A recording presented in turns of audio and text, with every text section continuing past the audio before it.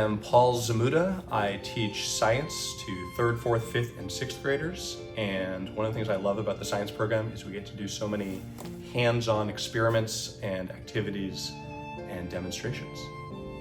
When kids work with their hands, they're able to learn more by doing than they are just sitting and absorbing information through, whether it's a textbook or a podcast or a video or anything like that.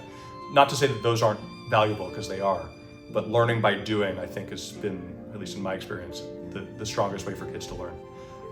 One of the things I like about teaching science is it's so applicable to everyday life. We see this with environmentalism, with climate change. There's a portion of the curriculum in 4th grade where students are observing weather patterns. And then we have discussions about what pollution does on a bigger scale for climate change. I think that every unit in science can be applicable to bettering the local community or beyond globally. Students start to do a lot of recording in journals and in notes. That helps them think more like scientists because they can ask guided questions and use their observations and experiments to help try to answer those. When they do the science fair in 5th grade, the students will be writing down a list of questions that they choose themselves using their own curiosity.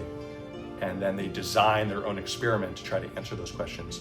And they keep a list of all the questions they have, all the data they've collected from their own experiments, and then the conclusions that they draw from those questions.